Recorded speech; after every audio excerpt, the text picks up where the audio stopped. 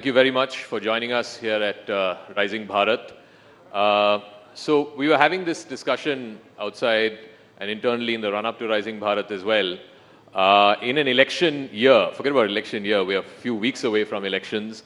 What do we ask the foreign minister? Is foreign policy top of mind of people during elections? You would think that more tangible things like homes and toilets, etc., are the things that people are more concerned about during election time. But funnily enough, Minister, in the News18 opinion poll that we had last week, one of the things that people said, one of the reasons why they will vote for Modi is because Modi ne desh ka naam roshan kiya hai.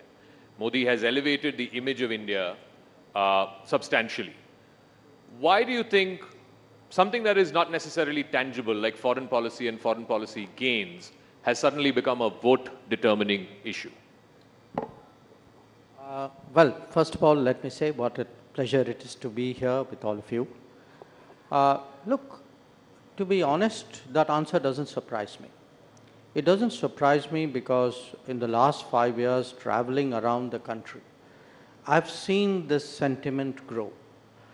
And I attribute it to 2-3 factors. One, that there is a greater sense of pride in the nation about itself, and also as people's basic necessities are being met, they are also looking at many more things, so they know today, for example, that the water connection will come, the electricity will come, the road will come, the health will happen, because they have seen that grow. So they're also, there's a kind of I would say, a neo middle class thinking which is pervading through the society. The second is that a lot of people today go out to work, go out on travel. They are tourists of various kinds. Something abroad in some way affects their livelihood. So the connection between being treated well abroad, being looked at well abroad, and their existence is also stronger. I would say the third factor would be, to me, the G20. G20. G20 actually ended up our initial concern, and Amitabh is here. Initial concern was how do we get it out of Delhi? But we actually ended up with the entire country owning the G20. That in very small towns, people you would not think would have an interest in foreign policy, leave alone something as specific as G20. Actually, people had that sense, it's our G20, it's a time to show our country to the world, people are coming. So I think G20 has had a great sense of connection. And finally, in a very peculiar way, COVID. That what COVID did was, at different times, it's made us aware, after all, the COVID came from outside. We sent vaccines outside. At a critical moment, we got oxygen from outside. So somewhere that connect with the world, it's made people more aware. Then it's technology. You have the world in the palm of your phone. So I do want to ask you about the G20 part, because we have seen instances in the past where major sporting events have transformed the image of a nation, whether it is the Barcelona Olympics, the Beijing Olympics, and so on. But the G20, the uncharitable way of putting it is it's a talk shop. Why would that have permeated to the level of the Aam Aadmi and Aam Aurat on the street in a way that it's lifted the image of India? Partly, as I said, physically, because it was done in 60 cities and towns. And mind you, other than those 60 places where something happened, people went out maybe to another 60 or 100 places more. So if you actually said in terms of locations, I would say maybe 120 to 150 locations in some way or the other saw G20. And we ran G20 actually like an Andolan, like a Jan Bhagidari. So I mean, look, I've been doing G20 for 10 years now. This is the only G20 where you went to a place, you had a meeting, but there's a university running a event on a G20. There were a bunch of NGOs who were doing something on a G20. The population was out there displaying their culture. So it had a a flair and a impact which was very, very different. So the second is, to be very honest, I don't think people expected us to succeed. Really? Yeah, I mean, look, we went through, saw the Indonesian presidency, the kind of pressures they were in. Every meeting was blocked by a single issue. And then finally, okay, we patched something together at the summit. All of us helped out because that's the way it is. Now, in our case, I think we took, frankly, much less defensive strategy. We said, look, every meeting, if there's a finance meeting, we will get a finance outcome. If you've got other issues, I'll put an asterisk and put it on the side, but you are not going to block that finance outcome. So what we did was, we piled up the stakes, outcome after outcome. So you said it's a talk shop. Yes, you are right, but even talk shops make a difference. So when a talk shop, for example, ends up recommending to the World Bank that you need to change, reform as per a report which is coming out, or a talk shop says that digital public infrastructure is today a kosher concept and the rest of the world must adopt it for propagation. Don't write off the power of ideas and talking. Ultimately they move things. And I would say, if you look at one thing which has gone very badly wrong with the world, which is that COVID, the impact of COVID has really set back development, SDG targets in the world. The G20 brought the focus back. So, and people intuitively understand it, that people, they may not know the nuances, but they knew the pressures were on us, and they knew that we had to, get the outcome done at the summit, and I think they kind of get it. So, because this is election season, as they say, you have to go to the voters, give them your hisab of what you have achieved over the last 5 years. So in the realm of foreign policy, because you've been you've been marshalling for India's foreign policy over the last 5 years, aside of the G20, the COVID vaccines, navigating India's interests through these two wars, what is the one thing that you would say is the standout for the Modi government, which no other government in the realm of foreign policy has done in the last 75 years? Well, look, if, it's not an if, it is a when. When I go out and explain foreign policy of the last 10 years to people, I would actually tell them Modi ki guarantee works as much abroad as it does in the country. Okay. And it is Modi ki guarantee which moved the whole Indian system in Operation Ganga, where 5 ministers were deputed and told you sort out those places and come back when the last people come back, when the military is put to work on a mission like this. It could be that, it could be Operation Kaveri in Sudan, it could be what we did during COVID, the whole Vande Bharat mission, that anybody who was stuck somewhere, I mean, there were shipping crews, there were air crews, there were hotel people, there were tourists, there were students who had been told your hostel is closed, go home. So what has happened today? And it isn't just the people who came back.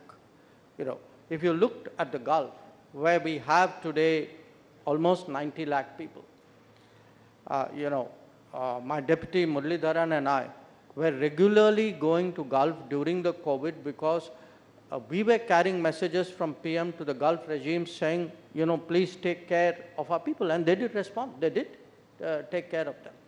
So, and it could be, it need not be just taking care in a physical sense. The Modi ki guarantee also applies that I will take the right decision to make sure your petrol costs are kept within reasonable grounds by not going to political pressure. So that sense that, we have a national interest, the national interest will and national welfare in a way, We will do what it takes. We will send troops in the height of COVID to defend our northern borders. We will react to terrorism in a way in which will deter, any sort of repetition of such attacks. So it works in different ways. I think today, part of the reason why people respond to foreign policy is they can see that visibly our international stock, our credibility, our weight, our influence has gone up. So just like the government puts its record to the people and says these are the things that we've achieved in the last 5 years, 10 years, the opposition also has a right to say that, look, this we think are the failures of the government when it comes to foreign policy. So they say, look at the whole situation vis-a-vis China. You mentioned that. The opposition's even gone to the extent of saying you've lost territory to China. Look at the neighborhood. Even friendly countries are not so friendly anymore. The situation with Pakistan is back in the back burner. With the West, there are serious differences on the Russia-Ukraine war, on the Israel-Hamas war. What would you say to that? What would you say to the opposition's narrative? Well, I would say, some of the places which, by the way, they said we had lost, were lost in 1962, if not before. So I'd say first go and get a lesson in history, possibly in geography. The second, we may have, differences with the West on Ukraine. But the purpose of foreign policy is not to agree with other powers on the basis of their interest. The purpose of foreign policy is to defend your interest and advance it. So if I have a difference, I have a difference. So what would the opposition like me to do? To get along with people and increase my petrol purchase, price at which I buy fuel? So, let's get the parameter of judgment right. I still say that if you look or take Pakistan, yes, today our relations are very, at a formal level, are very minimal. But why has it happened? It has happened for two reasons. One, because we have put terrorism fair square at the center of the relationship. And number two, the Pakistanis reacted to our in my view, a long awaited, something which should have been done much earlier, decision on 370. So what would the opposition want us to do? Not do 370 because it will upset Pakistan? Or talk to Pakistan ignoring that they do terrorism? Actually, that's what the opposition was doing. So if you ask me, look, foreign policy is not run as a global popularity exercise. It is run if you have an appeasement mentality at home, you will take it outside. So one of the points you mentioned, and again, this is the latest sort of criticism against your government, points of difference, if you will, with the West, is on the CAA, the Citizenship Amendment Act. The US State Department has reacted to it. I think the MEA has also put out a formal statement against it. When you speak to your Western counterparts, how do you tell them that this is not a discriminatory law, that people are not being discriminated basis their religion? Well, actually, it isn't when you speak. I have spoken. When CAA was passed, I did speak. Even now, I continue speaking. And there were 2 points I made. I actually, I had a meeting with all our European colleagues, EU colleagues. I'd gone to Brussels at that time. And I asked each one of them to look at the citizenship pathways which they have in their respective countries. And can you tell me that there is no criteria by which you will fast track a certain category? Every one of them has something. It could be religion, it could be historical, it could be language, it could be ethnicity. The fact is, and the US, I'm on record as giving multiple examples of that. So look, do understand, this is an issue of correcting a certain situation of our history. And it is a question of being just, of being fair to those people who were caught on the wrong side of history at the time when partition happened. And who at that time, whose welfare people worried about even then. So, and as I said, this is not unique. I mean, if you go around the world, in different parts of the world, history has stranded people in different situations. Now, you can either be completely heartless and utterly calculating and say, well, it doesn't matter, who cares what happens. But if you look at the predicament of these people, these are stateless people who are stateless because of no fault of theirs, because political leaders of a certain era got it wrong. Somebody is righting a wrong. They are not wronging anybody. They are actually righting a situation where a wrong has been done to many people.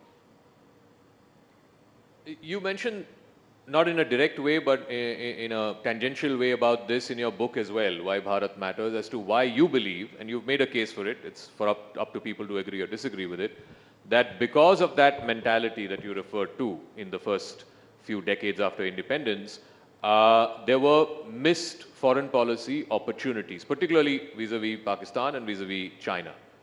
And vis-a-vis the US. And vis-a-vis the US as well.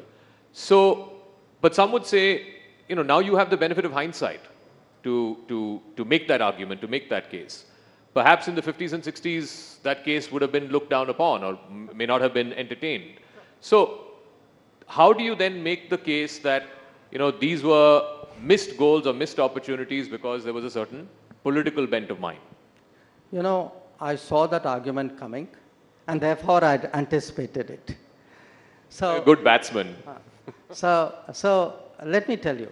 I mean, first of all, I just want you to think of this one very simple fact. You got Pakistan wrong, you got China wrong, you got US right, and we had a great foreign policy. So put that aside. I am not saying today, benefit of 2024, that, let's look back at 1954 or 1950. I'm saying somebody in 1948, 49, 50, 51, 52, as you were taking those decisions, stood up and said, please, Mr. Nehru, what you are doing, have you looked at this aspect of it?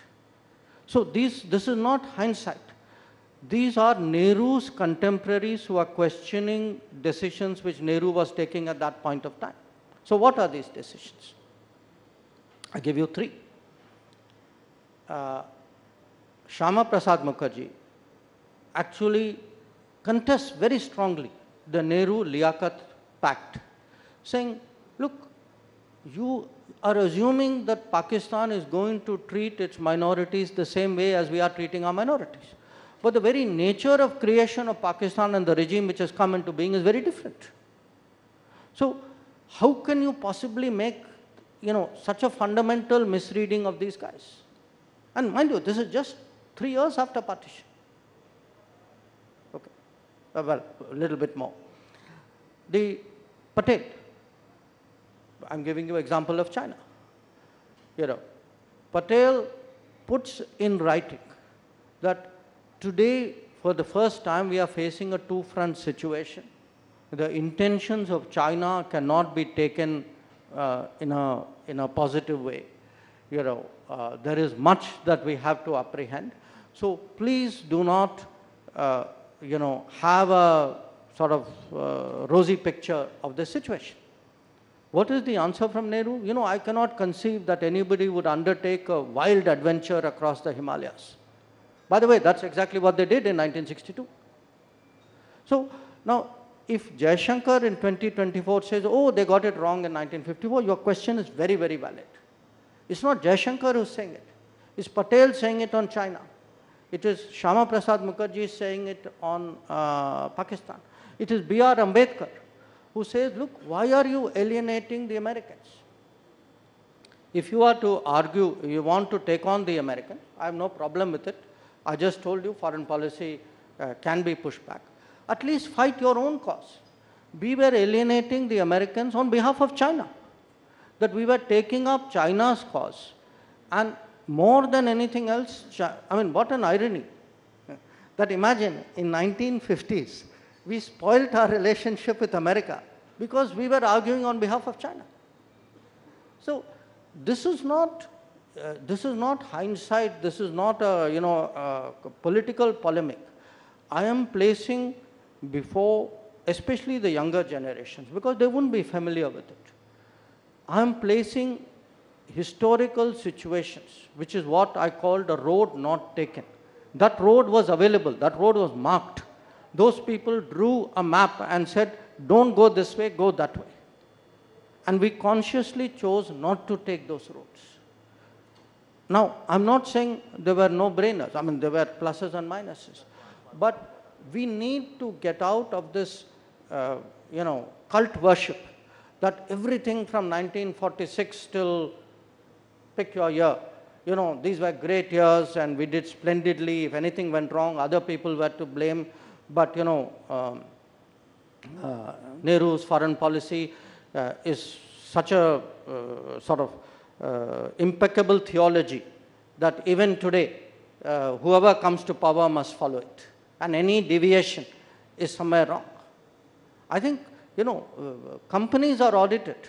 After all, countries should also be audited, for policies should be audited. People should look at what happened in the past with an open mind, with a critical mind.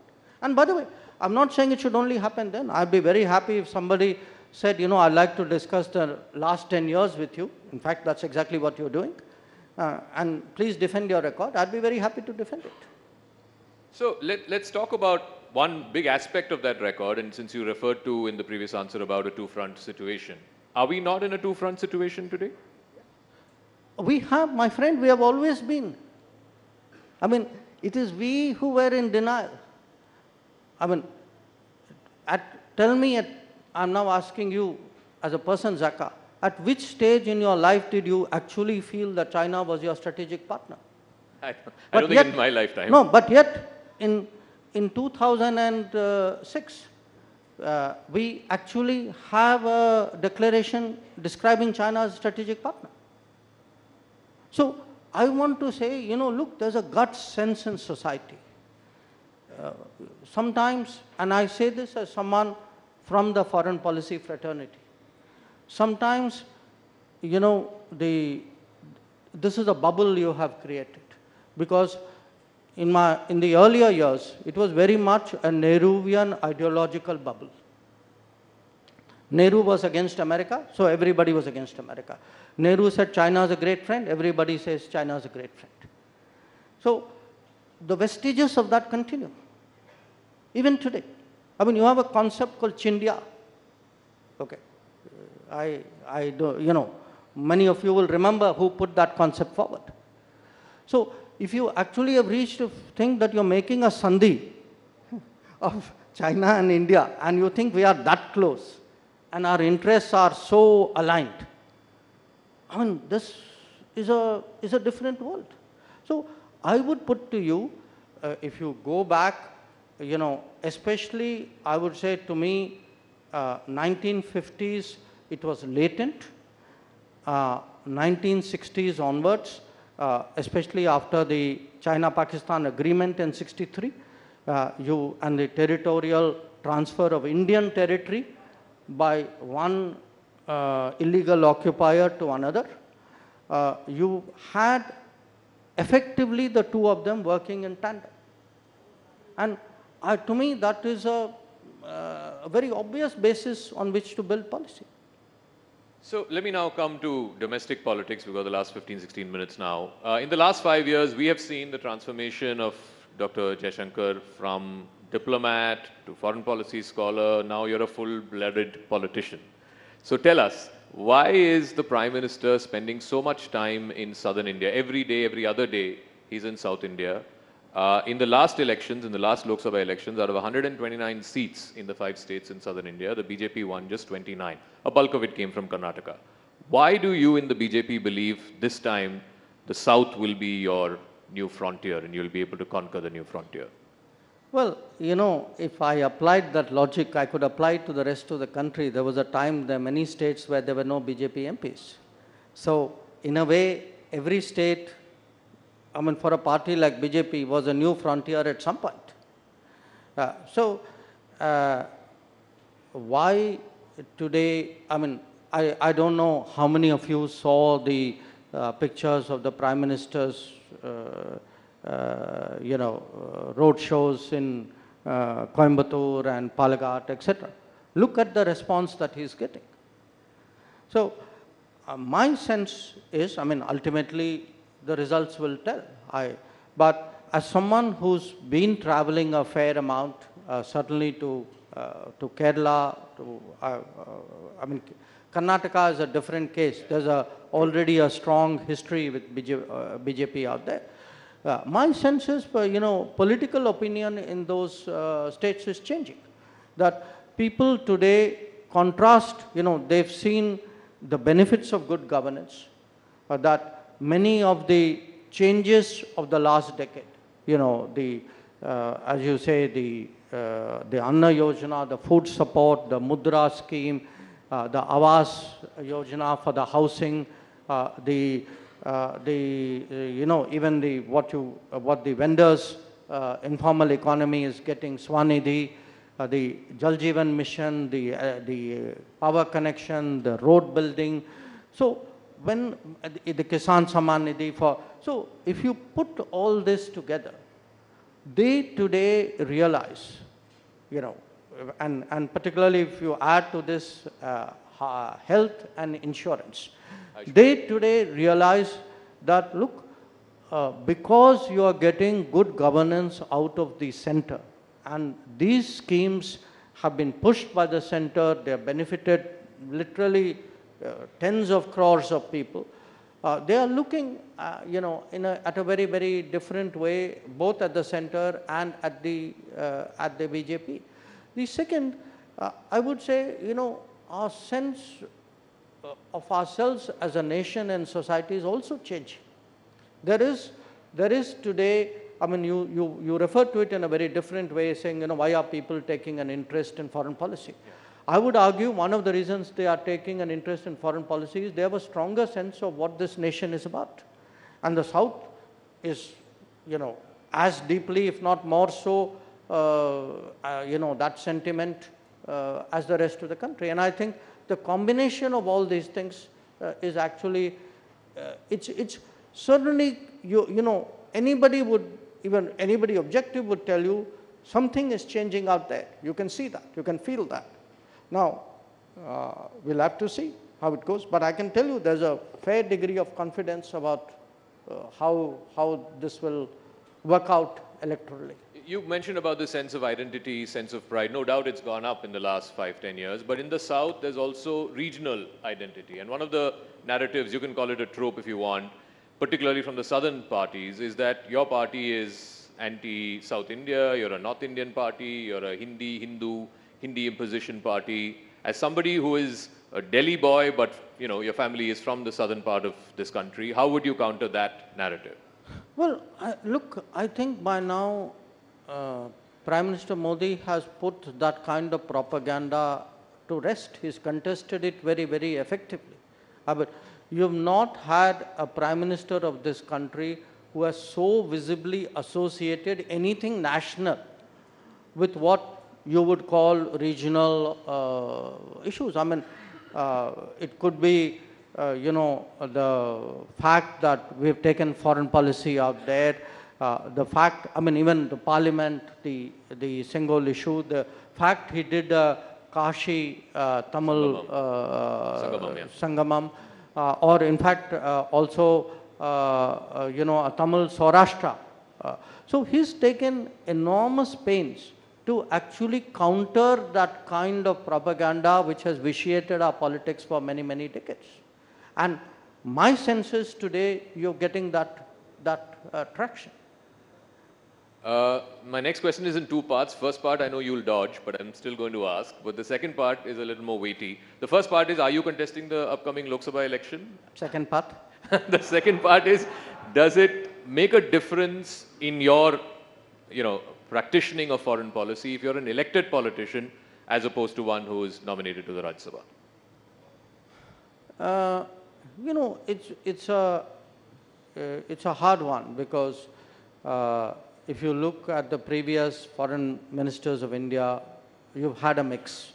many, my immediate predecessor, Sushma ji, was from Lok Sabha, and many of her predecessors. So it's a mixed issue.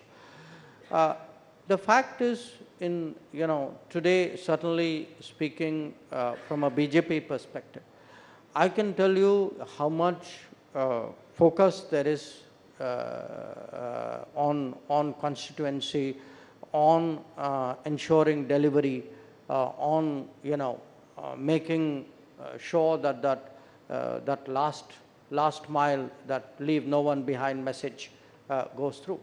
So when I look at my, I'm a parliamentarian of 5 years juniority. So I'm still a relatively new person, and therefore I'm very curious how does that peer group work. And I look at especially the effort which Lok Sabha MPs put in, and it's staggering. It's not, by the way, that the Rajya Sabha MPs have a ball. Because certainly where the BJP is concerned, you have governance responsibilities, you have party responsibilities. You are on, really it's a 365-day kind of calendar. But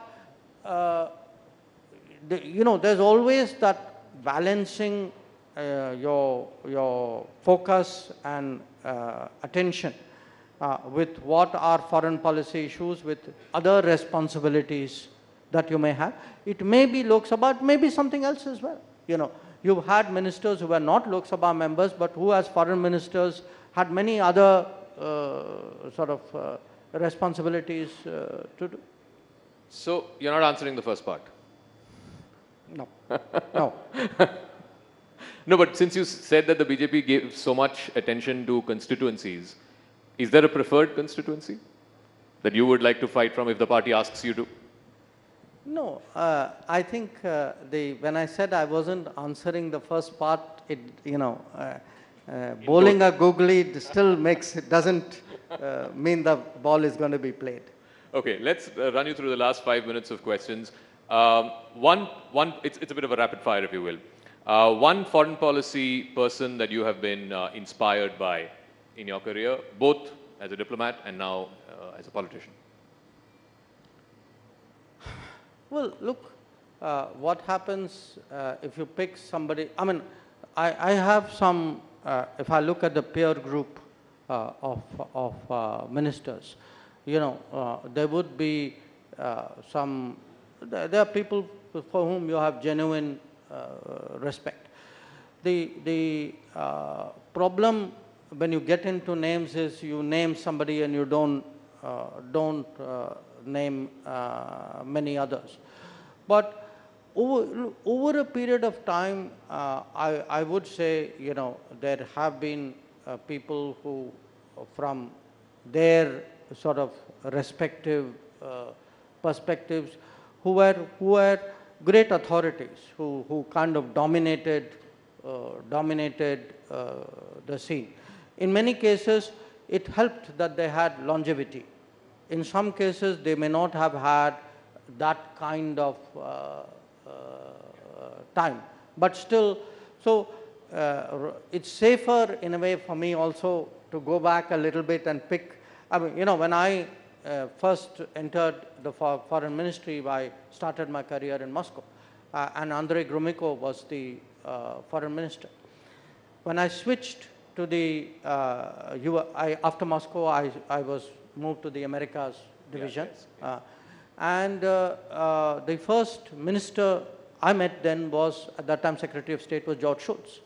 Now I saw these people really from the eyes of someone who's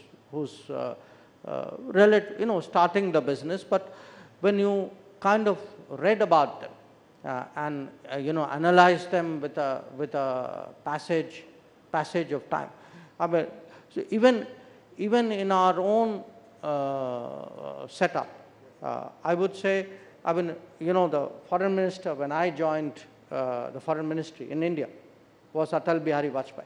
Oh, wow. 1977. So, 1977. So, when you look at some of them, you know, different people appeal to you in different ways. You know, Atalji, for example, was always someone who was willing to sort of, in a way, break the mold. You know, and you saw that finally when it came to the nuclear test. So I would say at different points of time, I've had the good, you know, it's like if you are interested in cricket and you've been seeing a lot of test matches, you'd remember great innings. Yeah. You know. By the way, the first century I ever saw was Ian Chappell. Ian Chappell? Yes, in Delhi. Oh. So you remember, you know, you remember these moments, you would remember. I would hesitate to say, okay, this was the all-time greatest. Sure. I mean,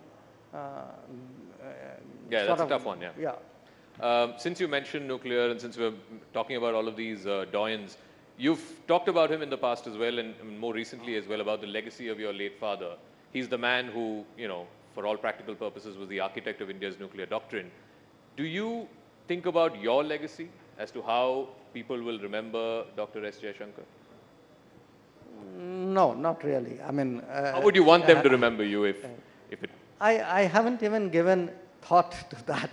I mean, look, you know, you start, I guess people start thinking these things when they feel they are very advanced and are close to hanging up their boots. So... You're far from that.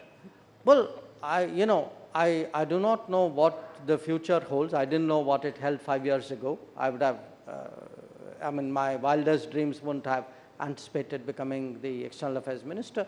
But I think I still have enough gas left in the tank not to think about parking in the garage and thinking about how people are living. Please race away, Dr. S. Jaishankar. Thank you very much. Ladies and gentlemen, the External Affairs Minister of India, Dr. S. Jaishankar.